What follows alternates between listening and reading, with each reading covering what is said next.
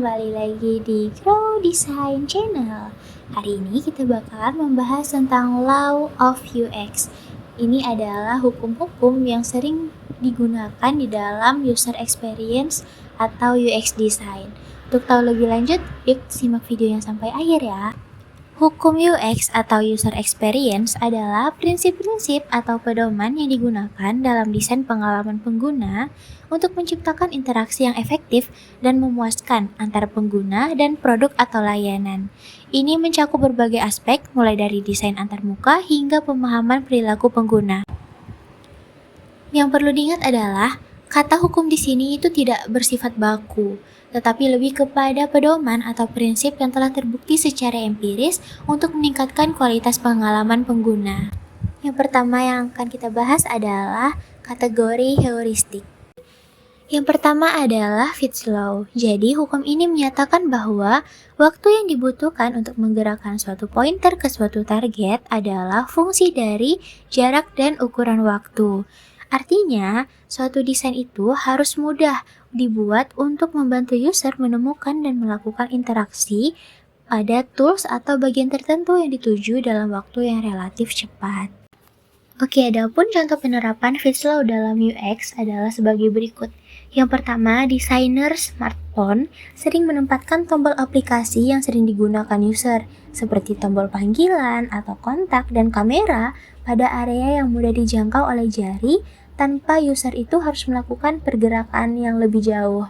Yang kedua, pada aplikasi pemutar musik, tombol play atau pause sering ditempatkan dengan ukuran yang cukup besar dan posisi yang nyaman agar dapat dengan cepat diakses oleh user. Oke, ini adalah contoh penerapan Fitts Law dalam aplikasi.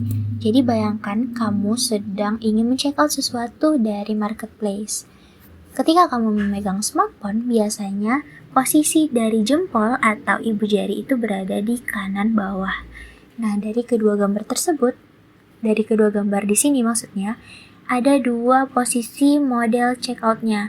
Yang pertama, berukuran kecil di sudut kanan atas, dan yang kedua berukuran besar di tengah bawah.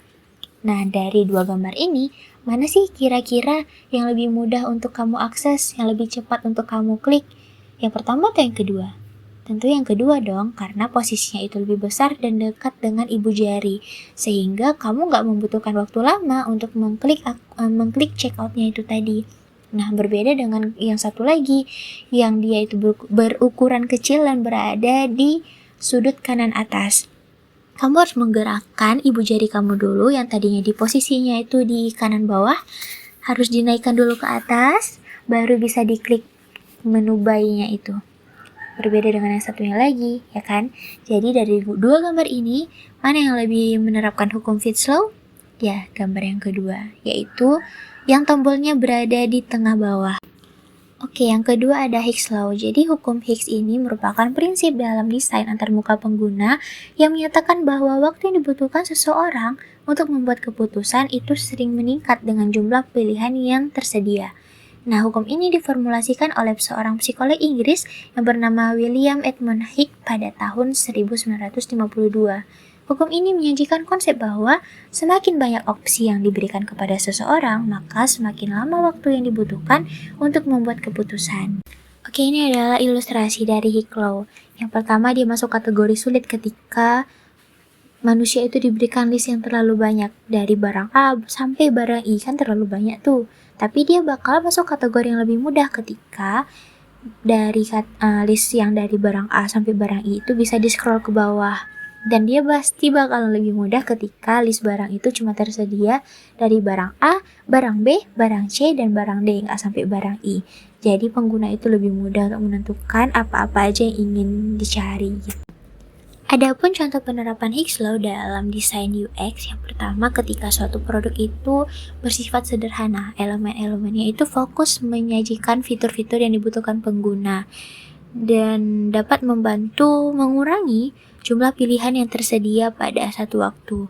Yang kedua adalah ketika pengguna membayar pembayaran pada situs e-commerce, jadi pilihan pembayarannya itu diberikan terbatas sehingga user itu nggak terlalu sulit ingin memilih pembayaran dengan menggunakan metode yang mana. Oke, yang ketiga ada Jacob's Law. Jadi prinsip ini menyatakan bahwa pengguna akan lebih memilih untuk tetap menggunakan situs web atau aplikasi dengan pola desain yang sudah dikenal oleh mereka. Dengan kata lain, pengguna cenderung lebih nyaman dan efisien dalam menggunakan situs web yang mengikuti konvensi umum dan antarmuka yang sudah akrab, dibandingkan dengan situs yang memerlukan pembelajaran ulang. Makanya, situs-situs kayak Shopee, Tokopedia, atau Blibli itu posisi desainnya itu hampir-hampir sama. Posisi menu search-nya sama, posisi keranjang, metode-metode pembayarannya itu sama karena dia menerapkan si Jacob's Law ini. Adapun contoh penerapan Jacob's Law yang pertama, ada banyak aplikasi yang mengadopsi ikon-ikon standar yang sudah dikenal, seperti ikon pensil untuk mengedit, ikon bintang untuk menandai favorit, dan sebagainya. Hal ini digunakan agar pengguna dengan cepat mengenali dan memahami fungsi-fungsi ikon tersebut berdasarkan konvensi desain yang sudah akrab.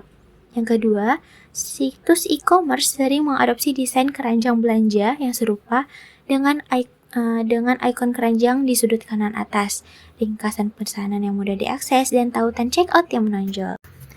Oke, yang keempat ada Miller's Law. Jadi Miller's Law diusulkan oleh seorang psikolog yang bernama George A. Miller pada tahun 1956 yang menyatakan bahwa ingatan manusia itu memiliki keterbatasan dalam memproses sekitar 7 plus atau minus 2 informasi pada satu waktu, yang dikenal sebagai the magical 7 number plus or minus 2.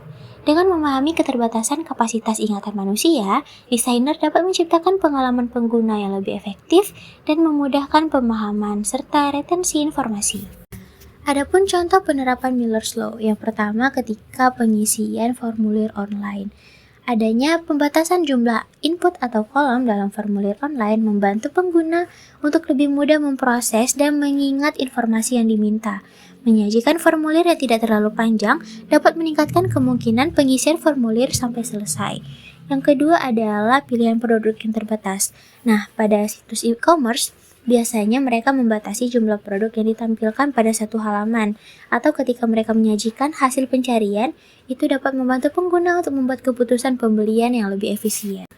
Nah, ini adalah contoh gambaran dari si pengisian formulir online tadi. Nah, biasanya ketika formulir online itu menampilkan informasi yang terlalu banyak yang harus kita isi, kayak si gambar yang pertama ini, kita tuh udah malas duluan gak sih liatnya? Kayak, untuk sync up aja banyak kali informasi yang diperlukan. Tapi ketika tampilannya diubah, dipecah menjadi lebih kelompok-kelompok kecil, nah kita bakalan lebih mudah tuh, lebih suka, lebih ngerasa itu nggak terlalu banyak datanya. Padahal sama aja, cuman tampilannya itu dibedakan antara yang kanan dengan yang kiri, gitu.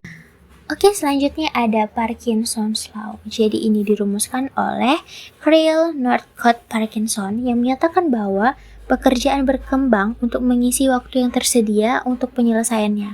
Dengan kata lain, jika seseorang diberikan batas waktu yang lebih panjang untuk menyelesaikan suatu tugas, pekerjaan tersebut cenderung akan menghabiskan seluruh waktu yang diberikan, bahkan jika sebenarnya tidak memerlukan waktu tersebut. Intinya, yang lebih mudahnya itu ketika manusia diberikan waktu yang panjang untuk menyelesaikan suatu tugas, seringnya manusia itu bertele-tele karena menganggap waktunya itu masih panjang kok, masih bisa besok, masih bisa besok, masih bisa besok. Padahal sebenarnya tugas yang diberikan itu gak memerlukan waktu yang sepanjang itu, gitu. Oke, contoh penerapan Parkinson's Law ketika seorang mahasiswa diberikan tugas untuk menulis laporan yang cukup substansial. Jika mahasiswa itu nggak diberikan batas waktu yang ketat, dia pasti bakal bertele-tele dan menyelesaikan laporannya itu dalam waktu yang panjang. Tapi jika diberikan batas waktu yang ketat, pekerjaannya kemungkinan akan lebih fokus dan lebih efisien. Oke, ini merupakan salah satu contoh penerapan Parkinson's Law pada aplikasi Grab. Pernah nggak sih kamu ingin login kembali ke aplikasi Grab? Nah, biasanya sebelum kamu login, untuk menjaga keamanan data kamu biasanya tuh dikirimkan kode OTP yang harus kamu masukkan dalam beberapa detik, ya kan? Nah, itu merupakan salah satu contoh penerapan Parkinson's Law. Supaya apa? Supaya kamu cepat masukin kode OTP-nya. Nah, beda juga dengan suatu kejadian lain ketika ada suatu email yang harus kamu verifikasi, tapi diberikan tenggat waktu sampai malam tuh, nggak beberapa detik sampai malam kamu masih bisa memverifikasinya. Nah, biasanya orang tuh cenderung akan lebih memilih memverifikasi pada tengah waktu yang sudah mendekati, ya kan? Kalau dia dalam hitungan detik kan kita tuh kayak pengen cepet-cepet nih harus diverifikasi karena waktunya udah mau habis. Tapi kalau waktu yang diberikan lebih panjang, kayak kita mau verifikasi nih dari pagi sampai malam dikasihkan waktu, pasti kita bakalan verifikasi itu nanti dulu karena batas waktu lebih panjang. Nah, itu adalah salah satu contoh penerapan Parkinson's Law pada aplikasi. Oke, selanjutnya ada aesthetic usability effect atau efek estetika kegunaan yang merujuk pada suatu fenomena di mana orang-orang cenderung menganggap produk atau antarmuka yang estetis itu lebih menyenangkan dan lebih mudah digunakan meskipun sebenarnya kinerjanya itu sama. Dan ini menyoroti hubungan antara aspek estetika dan persepsi kebergunaan sebuah produk atau layanan. Nah, efek ini dapat dimanfaatkan oleh seorang desainer untuk menciptakan produk atau antarmuka yang tidak hanya berkinerja baik, tetapi juga memiliki daya tarik visual yang kuat. Nah, adapun contoh penerapan aesthetic usability effect yaitu pada sebuah aplikasi mobile yang memiliki desain antarmuka yang menarik, ikon yang estetis, dan tata letak yang menyenangkan dapat memberikan kesan bahwa aplikasi tersebut lebih mudah digunakan, meskipun fitur dan fungsionalitasnya mirip dengan aplikasi lain. Nah, ini merupakan salah satu contoh penerapan aesthetic usability effect pada aplikasi, di mana pada gambar ini pemilihan warnanya itu baik, cerah, dan menyenangkan, jadi tampilannya juga rapi. Pemilihan tipografinya juga baik, jadi pengguna menganggap bahwa aplikasi ini akan lebih mudah digunakan. Jadi sebenarnya pengguna itu membutuhkan aplikasi yang mudah digunakan dan rapi tampilannya gitu. Oke, selanjutnya ada goal gradient effect. Ini yang merupakan fenomena di mana individu meningkatkan upaya mereka ketika mereka semakin mendekati tujuan atau hadiah tertentu. Nah, dalam konteks perilaku dan motivasi, efek ini menunjukkan bahwa ketika seseorang merasa semakin dekat dengan tujuan mereka itu cenderung meningkatkan motivasi dan upaya untuk mencapai tujuan tersebut. Oke, ini adalah contoh penerapan goal gradient effect. Nah, di suatu toko retail, misalnya nih, mereka memiliki program loyalitas di mana para pelanggan mendapatkan poin ketika mereka berbelanja. Nah, ketika pelanggan-pelanggan tersebut semakin mendekati jumlah poin yang diperlukan untuk mendapatkan diskon atau hadiah, mereka mungkin akan meningkatkan frekuensi pembelian atau membeli barang lebih banyak untuk mencapai tujuan tersebut. Nah, ini adalah macam kategori hukum UX yang kedua, yaitu Gestalt. Oke, yang pertama ada Law of Common Region atau hukum wilayah bersama, yang merupakan suatu prinsip dalam visual dan desain yang merujuk pada kecenderungan orang untuk mempersepsikan elemen yang dikelompokkan dalam suatu wilayah bersama sebagai milik suatu kelompok. Nah, hukum ini merupakan bagian dari prinsip-prinsip Gestalt yang menjelaskan bagaimana manusia secara alami mengorganisir informasi visual. Oke, ini merupakan contoh penerapan Law of Common Region pada aplikasi Grab. Nah, jika kita lihat pada gambar, ini ada dua kelompok nih. Yang pertama ada kelompok voucher di sekitar Anda dan dine-in di resto idola. Yang pertama, untuk voucher di sekitar Anda ini kelompoknya mana? Kelompoknya si Fontaine, ayam geprek, dan gambar-gambar di sebelahnya karena mereka berada dalam satu garis kotak yang sama. Nah, kelompok yang kedua ada kelompok dine-in di resto idola. Yang gambarnya yang merupakan satu kelompok dari dine-in di resto idola ini adalah Gokana, Baskin Robbins, dan Coffee Bean, dan juga gambar-gambar yang ada di sebelahnya. Selanjutnya ada Law of Proximity. Jadi, hukum proximity merupakan salah satu prinsip dasar dalam psikologi persepsi visual dan desain yang menyatakan bahwa elemen-elemen yang ditempatkan dekat satu sama lain cenderung dipandang sebagai satu kelompok atau hubungan yang lebih erat daripada elemen-elemen yang terpisah secara spasial. Nah, pemahaman dan penerapan hukum proximity ini dapat membantu desainer untuk menciptakan tata letak visual yang jelas serta meningkatkan pemahaman pengguna terhadap struktur dan hubungan antar elemen-elemen dalam desain. Nah, ini merupakan salah satu contoh gambar proximity. Gimana? Apakah kamu bisa memahami mengapa gambar ini disebut sebagai salah satu contoh dari proximity? Kalau bisa, coba dicatat juga di bukunya. Kenapa alasannya? Oke, selanjutnya ada Law of Pregnance yang dikenal sebagai hukum kesederhanaan. Jadi, ini merupakan salah satu prinsip dasar dalam psikologi persepsi visual dan desain yang mengacu pada kecenderungan manusia untuk memproses informasi visual menjadi bentuk yang lebih sederhana, simetris, dan teratur. Nah, hukum ini membantu desainer untuk menciptakan komposisi visual yang jelas dan mudah difahami, dengan memanfaatkan kecenderungan manusia untuk memproses informasi dengan kesederhanaan dan keteraturan. Nah, ini merupakan contoh dari hukum kesederhanaan. Jadi, yang pertama ini kan ada nih, ikon-ikon yang berwarna hitam.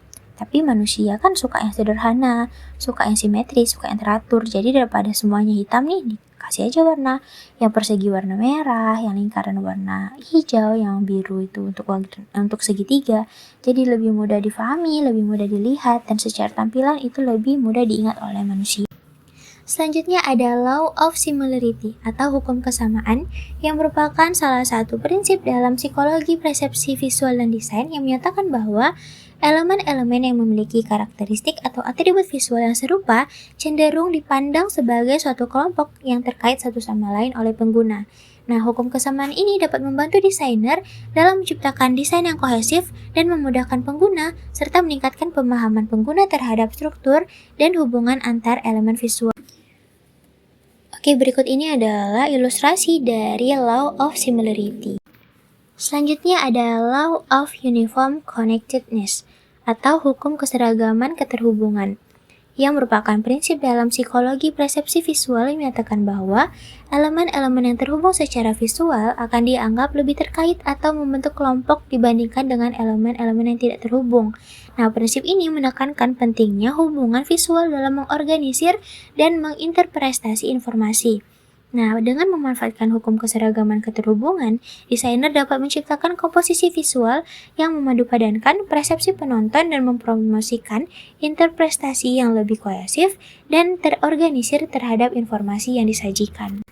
Oke, ini merupakan contoh penerapan Law of Uniform Connectedness pada aplikasi. Jika dilihat, ini ada banyak kelompok nih yang disatukan dalam satu kelompok. Yang pertama ada kelompok navigasi, yang mana aja, yaitu favorit, repeat order, dan delivery status. Ada juga kelompok bunga favorit, yaitu yang mana? Yang romantic blue, Arasia bloom, lily bloom, dan bunga-bunga lainnya yang masuk ke kategori the most popular flower bouquet recommendation. Selanjutnya ada Law of Closure atau hukum penutupan, yang merupakan prinsip dalam psikologi persepsi visual yang menyatakan bahwa manusia cenderung melengkapi atau menutupi elemen-elemen yang tidak lengkap menjadi bentuk atau gambar yang dikenali. Nah, prinsip ini menggambarkan kemampuan kita untuk mengidentifikasi pola atau bentuk bahkan ketika bagian dari elemen tersebut tidak sepenuhnya terlihat. Nah, hukum penutupan dapat membantu untuk memahami cara manusia memproses dan mengidentifikasi bentuk atau gambaran dengan melibatkan unsur penutupan mental untuk melengkapi bagian yang hilang. Nah, ini merupakan contoh penerapan Law of Closure. Nah, walaupun segitiga, bentuk hati, dan lingkaran ini terbentuk dari garis putus-putus, kita tetap tahu itu bentuknya segitiga, bentuknya hati, bentuknya lingkaran, karena ya memang kita tahu itu bentuknya seperti itu walaupun dia terbentuk dari garis putus-putus. Selanjutnya ada Law of Continuity atau hukum kontinuitas, yang merupakan prinsip dalam psikologi persepsi visual yang menyatakan bahwa manusia cenderung melihat elemen-elemen yang membentuk garis atau kurva yang kontinu sebagai satu kesatuan atau kelanjutan dari pola yang ada. Nah, prinsip ini menyoroti kecenderungan kita untuk mengidentifikasi pola atau bentuk yang memiliki kelanjutan visual dan menyusunnya menjadi suatu kesatuan yang lebih besar. Nah, hukum kontinuitas ini dapat membantu memahami cara kita menyusun dan menginterpretasi elemen-elemen visual yang membentuk pola kontinu dan dapat dimanfaatkan dalam desain untuk menciptakan pengalaman visual yang lancar dan kohesif. Ini merupakan salah satu ilustrasi dari Law of Continuity. Selanjutnya adalah hukum UX dengan kategori cognitive bias. Yang pertama ada pick and roll atau aturan puncak akhir, yang merupakan konsep dalam psikologi perilaku dan persepsi pengalaman yang menyatakan bahwa orang cenderung melihat dan mengingat pengalaman berdasarkan dua poin tertentu, yaitu puncak atau peak dan akhir atau end dari pengalaman tersebut, bukan rata-rata dari seluruh pengalaman. Nah, aturan puncak akhir merupakan konsep yang relevan dalam memahami bagaimana kita membentuk penilaian dan ingatan tentang pengalaman kita, serta dapat digunakan sebagai alat untuk meningkatkan kepuasan atau kesan positif dalam berbagai konteks. Selanjutnya ada serial position effect atau efek posisi seri yang merupakan fenomena dalam psikologi kognitif yang menjelaskan bagaimana kita cenderung lebih baik mengingat item-item yang muncul pada awal atau efek primasi dan akhir atau efek regensi dalam suatu daftar atau urutan daripada item yang muncul di bagian tengah. Nah, efek posisi ini sering memberikan wawasan tentang kita cara menyimpan dan mengingat informasi dan pemahaman tentang fenomena yang dapat digunakan dalam berbagai konteks untuk meningkatkan efektivitas komunikasi dan pembelajaran. Oke, ini merupakan contoh penerapan position effect pada aplikasi, di mana item penting atau sering diakses user itu diletakkan di awal dan di akhir. Nah, user kan lebih sering mengakses favorit dan juga delivery status daripada si repeat order. Makanya, kedua item ini disusun di awal dan di akhir pada menu navigasi. Yang terakhir ada font restop effect atau efek font restop yang juga dikenal sebagai efek isolasi atau efek keunikan yang merupakan fenomena dalam psikologi kognitif di mana kita cenderung lebih mudah mengingat item yang unik atau berbeda dalam satu rangkaian informasi dibandingkan dengan item-item serupa atau umum. Nah, efek ini memberikan dasar untuk pemahaman tentang bagaimana keunikan atau keberbedaan dapat mempengaruhi proses kognitif kita. Nah, konsep ini juga dapat diterapkan dalam berbagai situasi untuk meningkatkan efektivitas komunikasi dan pembelajaran, terlebih lagi dalam desain pengalaman pengguna atau UX design. Oke, ini merupakan contoh penerapan font restop effect pada aplikasi kalender saya dan Alremai. Nah, untuk mengupgrade keanggotaan menjadi lebih premium, biasanya kita tuh ditawarkan berbagai fitur, seperti gambar di samping. Nah, biasanya fitur terbaik yang ditawarkan itu akan didesain lebih ekstra. Agar apa? Agar user itu lebih fokus ke desain tersebut, dan agar dapat membeli fitur terbaik tersebut, gitu. Oke, pertemuan hari ini sampai di sini dulu ya. Jangan lupa dicatat materinya, dan sampai jumpa pertemuan selanjutnya. Bye-bye!